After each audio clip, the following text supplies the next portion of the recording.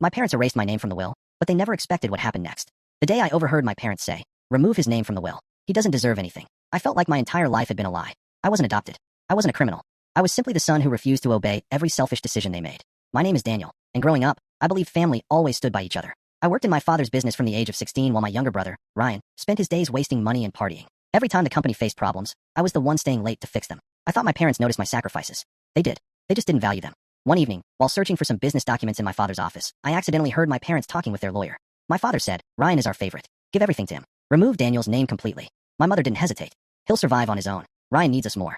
Those words hurt more than any slap ever could. I quietly walked away without letting them know I had heard everything. That night, I packed my bags. I didn't argue. I didn't beg.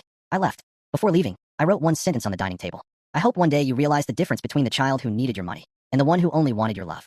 Starting over wasn't easy. I rented a tiny apartment, worked multiple jobs during the day, and spent every night learning business and investing. I failed more times than I can count, but every failure taught me something new.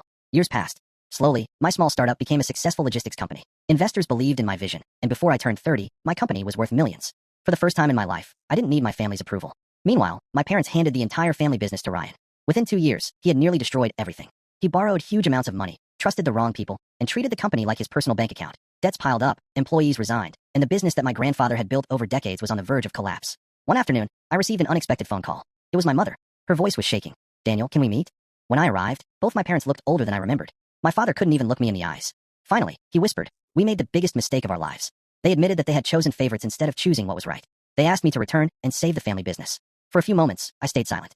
Over the next year, I helped restructure the business, paid off its debts, and turned it profitable again. I never asked for the inheritance they had once denied me. Instead, I had the company transferred into a family trust so no one, not even me, could misuse it again. Every major decision would require accountability, protecting the business for future generations. The greatest victory wasn't becoming richer than I had ever imagined. It was proving that my worth had never depended on anyone's will. On the day my father publicly introduced me as the son who had saved the family, he quietly apologized in front of everyone. I simply hugged him, because revenge would have lasted a moment. But forgiveness healed a family. Sometimes life takes away the inheritance you expected, only to give you a legacy you earned yourself.